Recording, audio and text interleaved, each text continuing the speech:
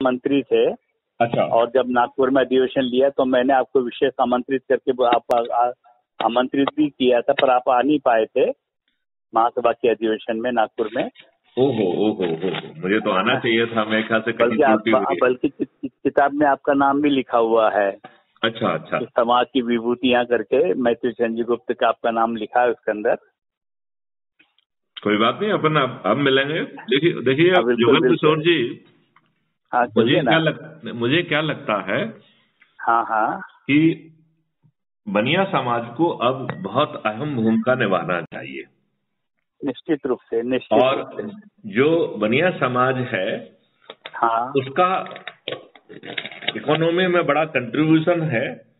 हाँ और हाँ उसका खुद का शोषण में भी वो सबसे बड़ा कंट्रीब्यूशन है। शोषण भी ज्यादा हो रहा है। जो भी व्यक्ति है वो उसको दबा देता है। हाँ, दबा देता है। और हमने जो व्यवस्था स्थापित की है उसमें हमें कोई आजादी बाजादी मिली नहीं है। सही बात है। बेसिकली इसमें ट्रांसफर ऑफ पावर हुआ। तो हम बस क्लियर शब्द है, ट्रांसफर ऑफ पावर।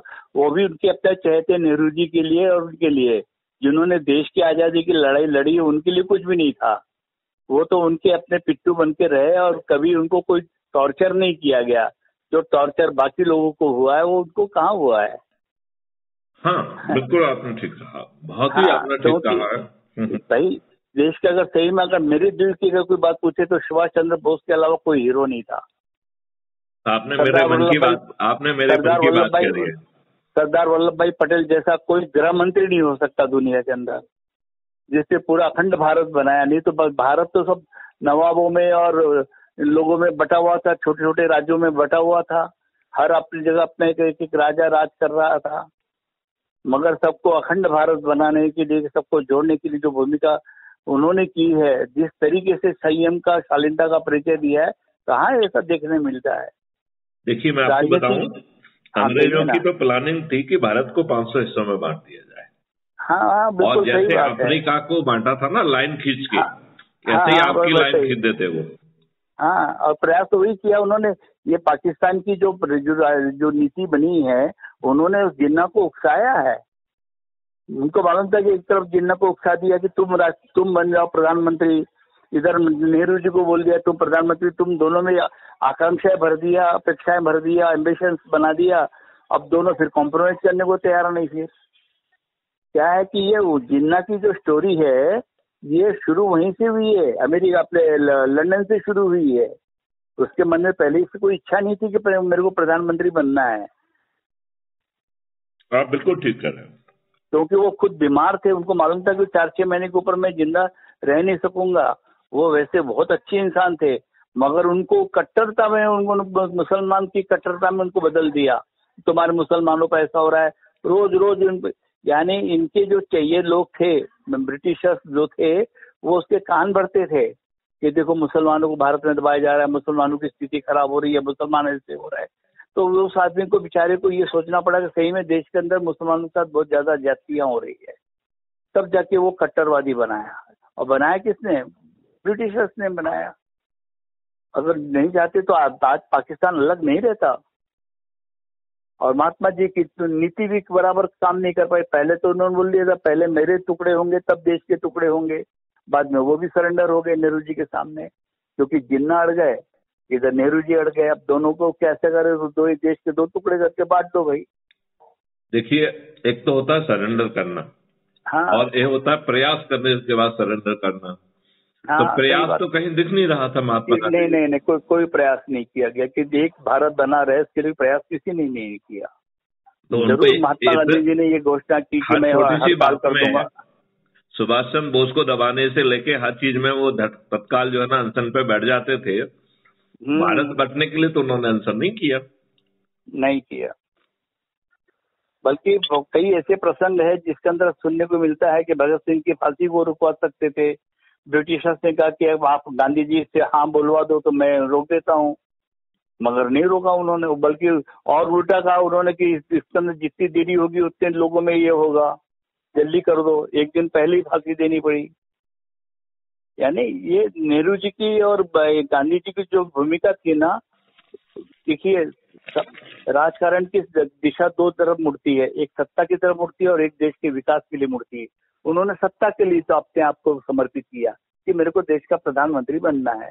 विकास के लिए समर्पित व्यक्ति देश की समग्र चिंता करता है, वो उन्होंने नहीं की। देखिए, उन्होंने किसी भी चीज की चिंता नहीं की और उन्हें देश का प्रधानमंत्री बनना है, ये भी कैबिनेट मिशन ने डिसाइड किया था। और वो भी बनाया था उनको, सरदार वल्लभ भाई पटेल को नहीं, मगर गांधी जी की जीत में फिर वो परिवर्तन किया गया। नहीं नहीं, ऐसा बिल्कुल नहीं था। देखिए, मैं आपको बताऊं, जो दिख रहा है उसके पीछे बहुत कुछ है। सही बात है। कैबिनेट मिशन जब आया तो उसने ये बात कही कि भारत में एक जवाहरलाल नेहरू नामक प्राणी है जो वीक चरित्र का व्यक्ति है। उसे महिलाओं का उपयोग करके आसानी से अपने नियंत्रण में रखा जा सकता है। बस उसकी कमजोरी भांप ली थी। हाँ, इस जो कैबिनेट मिशन की इस रिपोर्ट पर उस समय वाइसरॉय ऑफ इंडिया जो थे मिस्टर बॉवेल थे। तो बॉवेल को हटा के विशेष तौर पर लॉर्ड माउंटबेटन को बर्मा से विड्रॉ करके लाया गया इस काम के लिए। और लेडी माउंटबेटन से वहां पर अमेरिका से अपने लंदन में उनके अच्छे रिश्ते थे। तो लेडी माउंटबेटन को स्पेशली यह काम सौंपा गया और ये इस देश का दुर्भाग्य है, जवाहरलाल नेहरू को 0 वोट मिलने के बावजूद भी वह व्यक्ति इस देश का प्रधानमंत्री बना। उसे एक भी वोट नहीं मिला था। नहीं मिला, कार्य समिति में तो नहीं मिला था। तो उसी में तो वोट मिलना था। हाँ, तो इसका मतलब ये है कि अंग्रेजों ने अपने कानून के तहत, वो कानून कहाँ पारित हुआ? ब्रिटिश पार्लियामेंट में 17 जुलाई 1947 को पारित हुआ और 18 जुलाई 1947 को उसमें उसको एसेंट मिली, क्वीन की मंजूरी मिल गई, मंजूरी मिली। तो आप किस एक्ट के तहत आपका ट्रांसफर ऑफ पावर हुआ? इंडिया इंडिपेंडेंस एक्ट 1947 जो 17 जुलाई को ब्रिटिश पार्लियामेंट में पारित हुआ था, पास हुआ था। उसमें जो इंडिपेंडेंस वर्ड है वो केवल टाइटल में छोड़ के कहीं भी इंडिपेंडेंस नहीं आया, वर्ड नहीं था। ट्रांसफर ऑफ पावर ही है, ट्रांसफर ऑफ पावर है।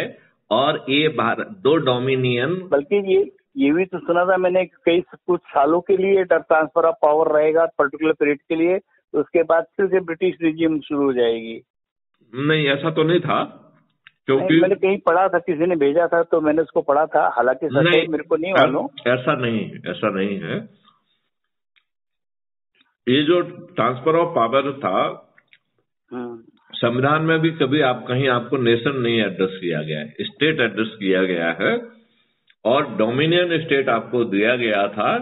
और आपकी सामग्री मतलब जो थी वो क्वीन एलिजाबेथ थी। हाँ, राइट।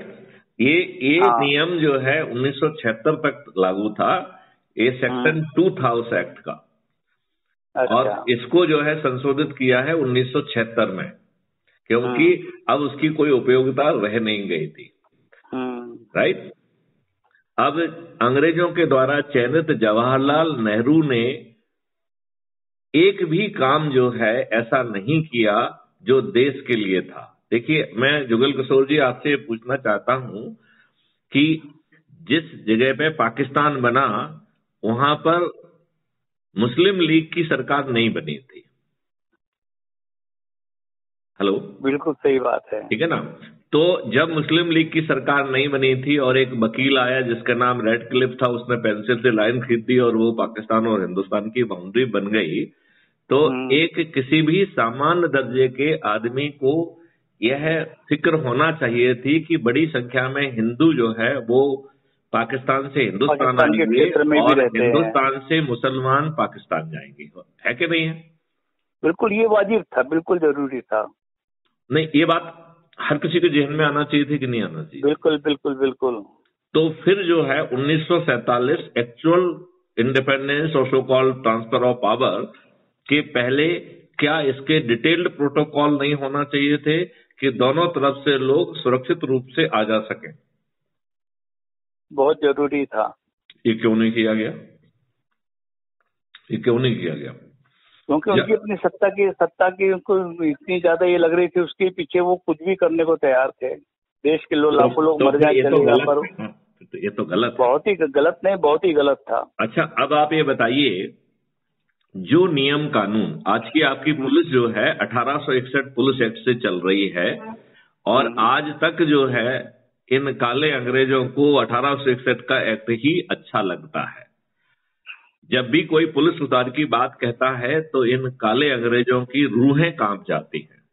अरे बाप रे। आप बताइए, 2006 में माननीय सुप्रीम कोर्ट ने एक लैंडमार्क जजमेंट किया था पुलिस सुधार का। अच्छा। इन नेताओं ने उसे ग्राउंड पर एकदम उल्टा इम्प्लीमेंट किया है। उसका काम था कि पुलिस को राजनीति से कैसे हम आइसोलेट करें।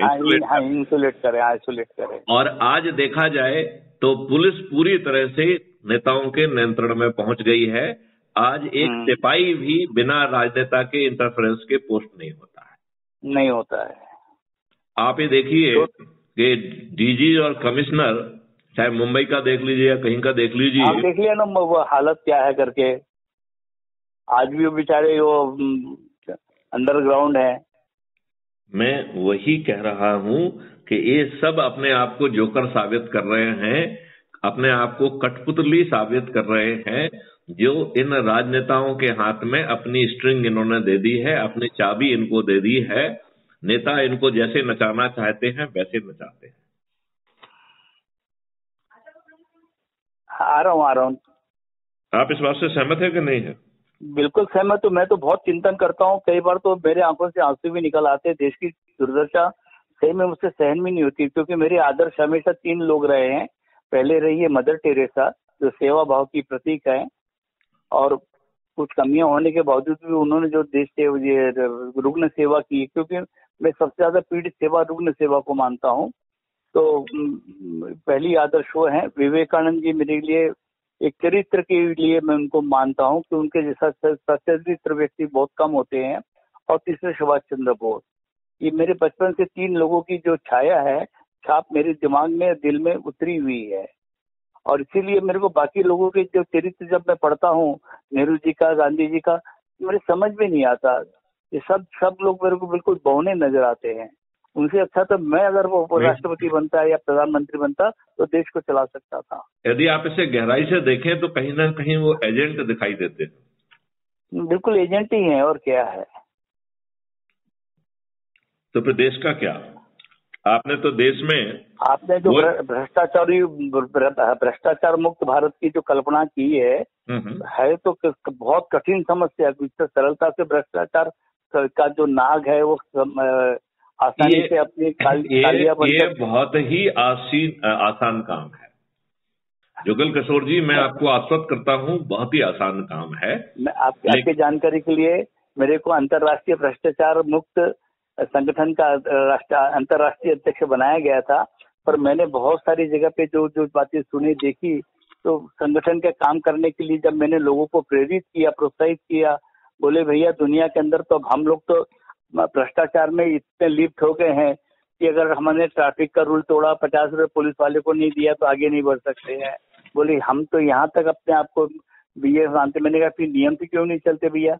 आजकल तुम नियम तोड़ते हो कि भैया तुमको ट्रैफिक का रूल तोड़ना पड़े। बोले भैया सरकार ने कानून ऐसे बना के रखे हैं कि इधर से तुम बच जाओगे तो उधर फंस जाओगे, उधर से फंस जाओगे तो इधर से फंस जाओगे। तो बहुत सारी जगह पे तुम कितनी भी कोशिश कर लो, सरकारी जो एक्ट है, टैक्स है, ये है, वो है, कहीं न कहीं तुमको लपेट लेंगे वो। तो कई बार देखिए, बात उन्होंने बहुत अच्छी कही। इसको हम दूसरी भाषा में कहते हैं, हम इसको कहते हैं कि उन्होंने अंग्रेजों के बनाए हुए नियम को यथावत एक्सेप्ट कर लिया, जिसमें पुलिस एक्ट 1861 भी है। तो 1861 का पुलिस एक्ट अंग्रेजों ने भारतीयों को प्रथम स्वतंत्रता संग्राम के बाद कुचलने के लिए बनाया था। वह तंत्र जो है आज के नेताओं को बहुत पसंद आ रहा है, राइट? और भी सभी एक्ट जो कि अंग्रेजों ने आपको अपमानित करने के लिए बनाए थे, आपको शोषण करने के लिए बनाए थे, आपके व्यवसाय को तोड़ने के लिए बनाए थे और अंग्रेजों के व्यवसाय और उनकी इंडस्ट्री को चमकाने के लिए बनाए थे। ये देखिए हमारी कितनी बड़ी मूर्खता है कि हमने उनको एज इट इज आदरणीय भोजन के लिए सब लोग राह देख रहे हैं, मैं आ रहा हूँ, बाद में फिर बात करता हूँ। जी जी जी, जरूर जरूर जरूर जरूर जरूर। चलो, आपसे बहुत प्रसन्नता हो रही है। नमस्कार नमस्कार नमस्कार नमस्कार।